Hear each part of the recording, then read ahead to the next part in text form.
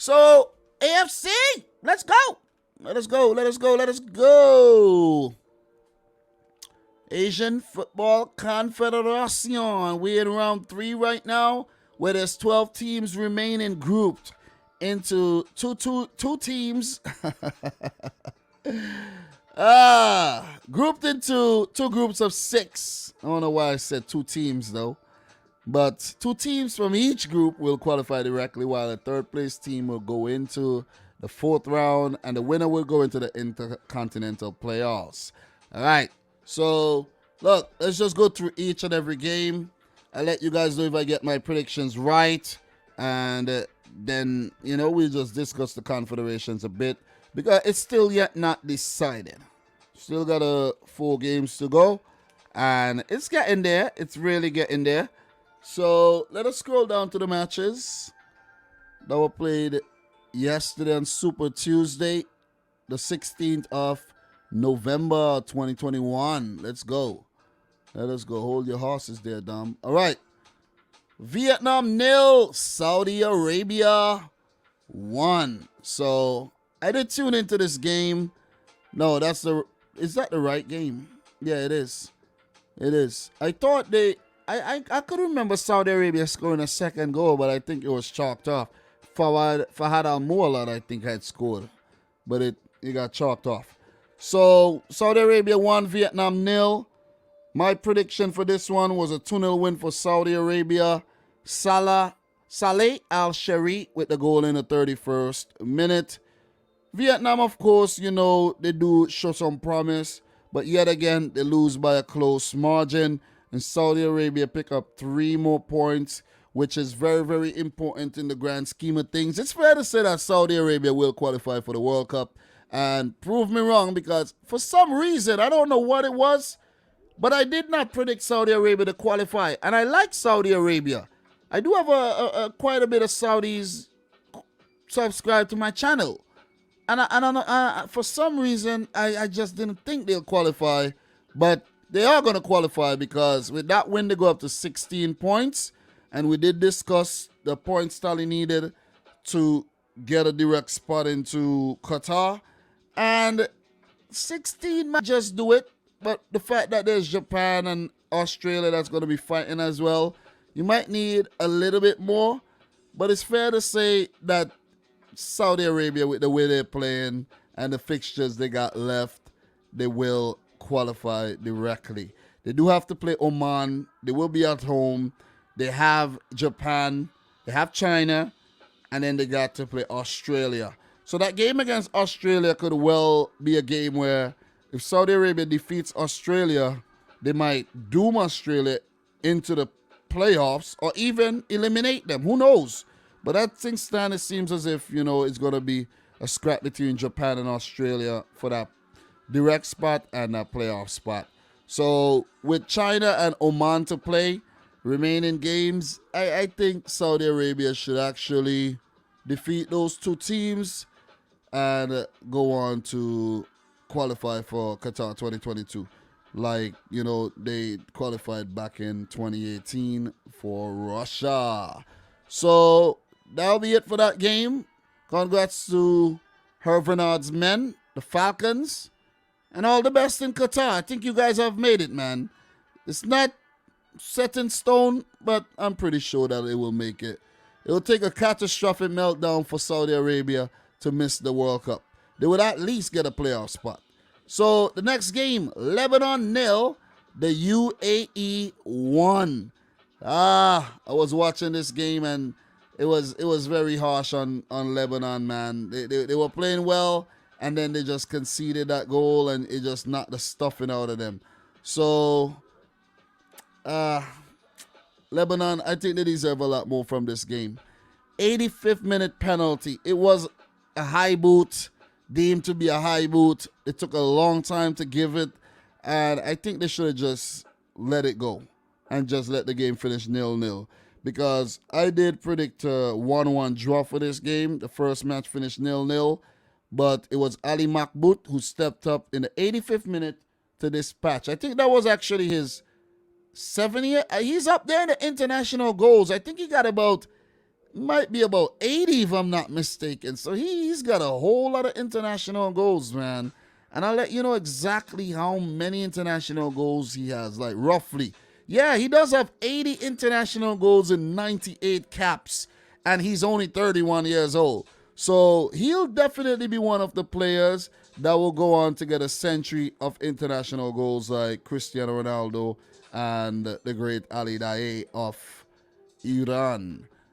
So Ali Makbout, that's a big 3 points there in the grand scheme of things, because the UAE, prior to that, all they were doing were drawing their games. So they go up to 6 points in third, above Lebanon in the playoff spot. It's a long way to go in terms of catching South Korea and Iran, but they headed in the right direction. So that's it for that match from Group A, and we're doing it in the order that we have it on the screen right now, and then we'll go through each and every group and, just talk permutations and summarize the group. China won, Australia won. This is a disappointing performance by Australia. I was watching this game, and they looked so disjointed, and they allowed China to get back in the game, giving up that penalty there. So Australia, when you have Japan on your heels, you can't be dropping points to China. You gotta beat China, just like you did in round one. You gotta beat China. Mitchell Duke header in the 38th minute, and then Wu Lei from the penalty spot in the 70th minute. It was a pretty even game in terms of shots at goal, shots on target. Australia did have more of the ball naturally, but China did well enough to pick up a point. And with that 1 point, Australia drop out the automatic spot into third. They now have 11 points. And China go up to 5 points, which is very, very good for them, to stay alive. I don't think it's enough, but listen, let's say they win their remaining 4 matches, which is not highly probable, but you never know. They could give themselves a shot into Qatar.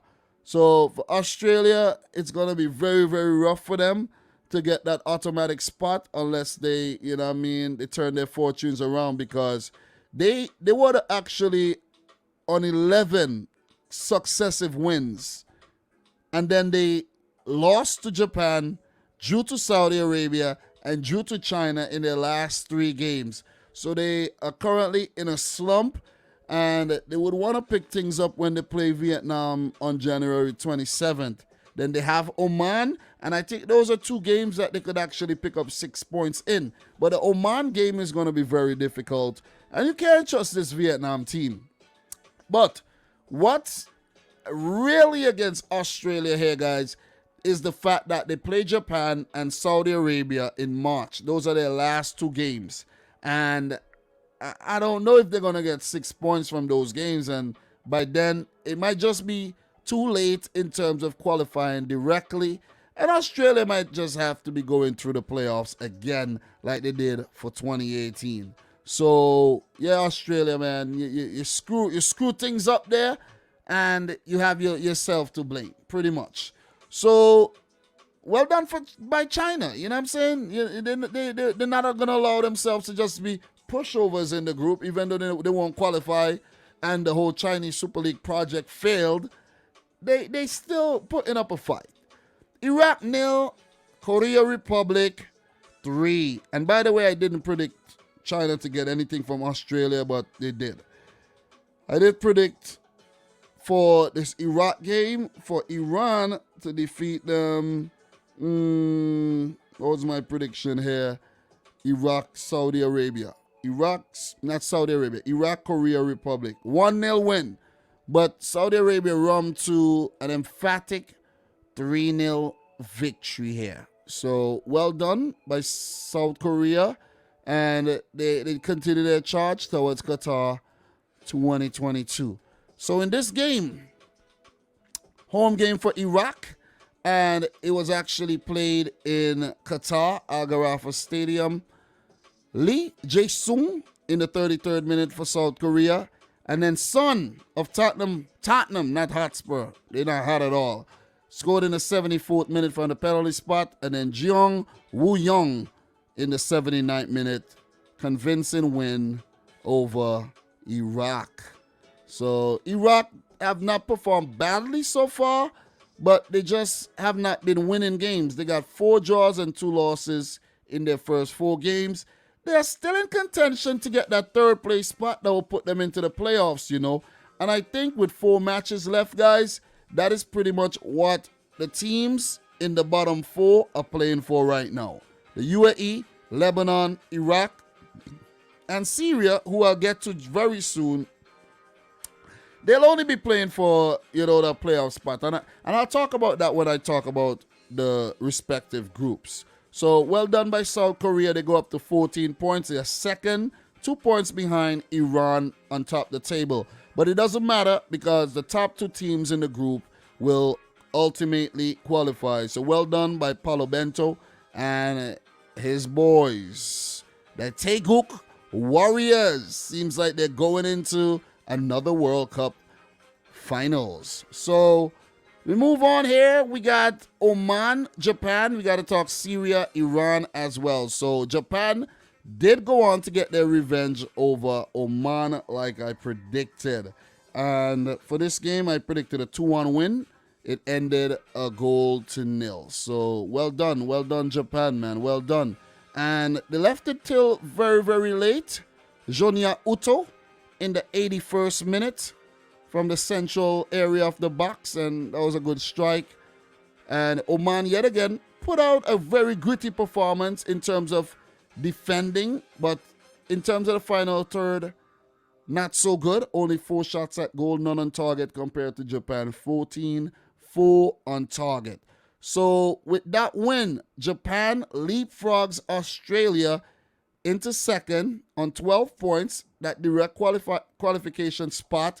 And we could see a situation where Japan, could get the better of Saudi Arabia and get very, very close to surpassing them if Saudi Arabia do go on to drop points. So even though Japan stuttered with those 2 losses there, yeah, they have bounced back as we all expected them to do. So Japan is second in the group, and for Oman, they are 4th. They do have 7 points. Australia has 11 points, so it's going to be between, I think, Oman, Japan, Australia now for, see who's going to drag each other down into that playoff spot or climb up into the automatic World Cup qualification spot there.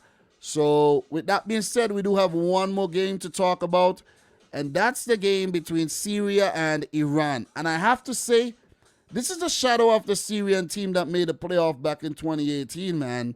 They look really bad. They do not look good in this game. I'm like, what am I seeing here? This is not the Syrian team that promised so much and almost got the better of Australia to go into the Interconfederation playoffs. So for Iran, where they could have scored even more, Sardar Azmoun scored in the 33rd minute. Ehsan Haisafi from the penalty spot in the 42nd, and Ali Goli Zadeh in the 89th. That was a really good goal. Iran are heading to Qatar. It's fair to say that that's going to happen. 16 points, Korea Republic 14. Iran are actually 10 points away from the 3rd place team, which means they are not catchable.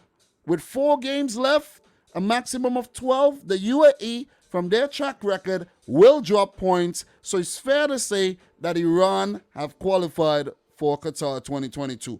Not mathematically yet, but the next game that the UAE plays is against Syria.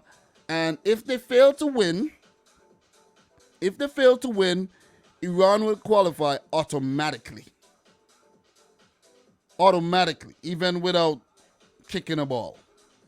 So, pretty sure, according to my calculations, because the UAE has 6 points. If they get, let's say they get 1 point, then they'll only be able to get a maximum of 16, and Iran has 16 points. So, Yeah, pretty on point with that one.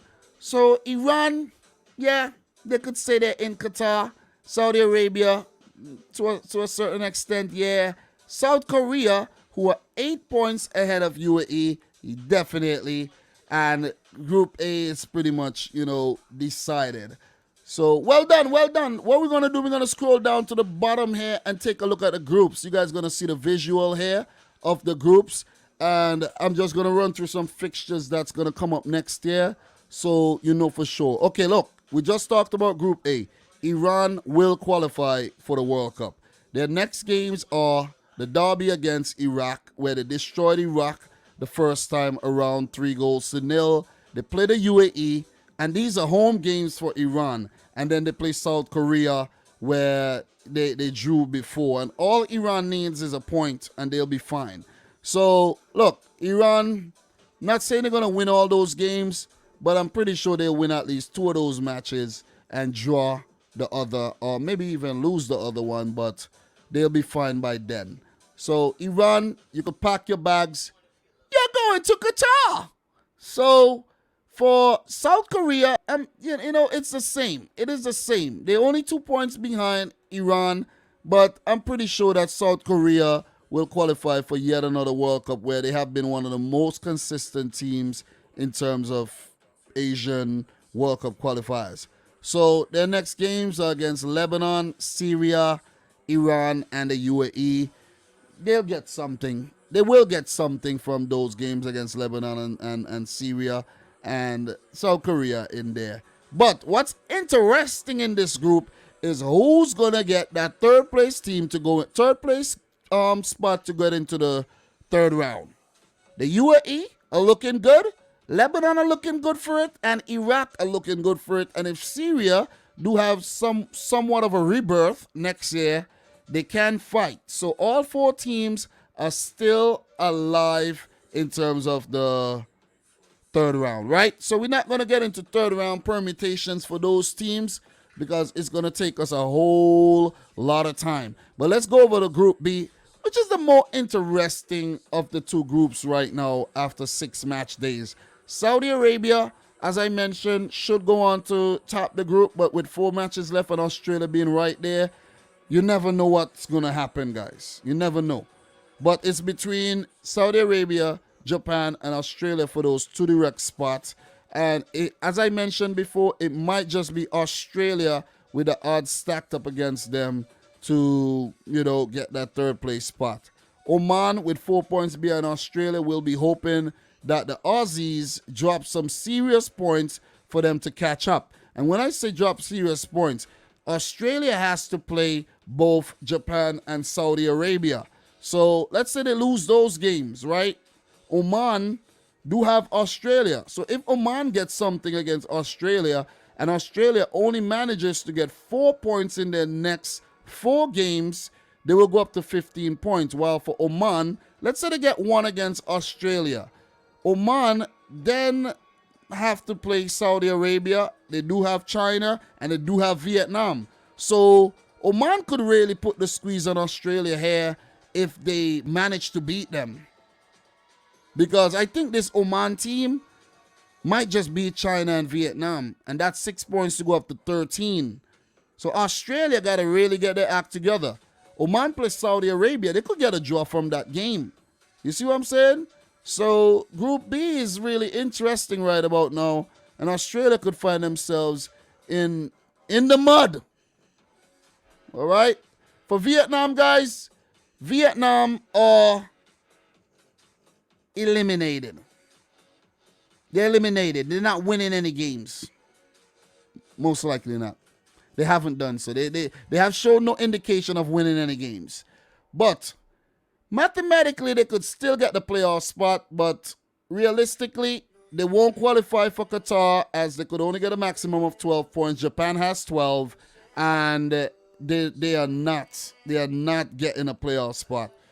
For China, they could still get that playoff spot, so they are not out of it yet. But Vietnam, I think, is the first team from Asia to be disqualified, to be eliminated, I should say, not disqualified. Let me use the right names, words.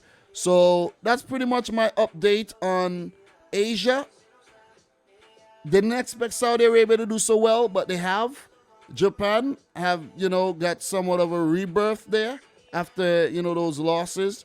And Australia are struggling right about now. And for Group A, Iran and Korea Republic, pretty much cut and dry for them. They will qualify for Qatar, and the other 4 teams will scrap it out for that playoff spot. Talk to me, guys. Talk to me.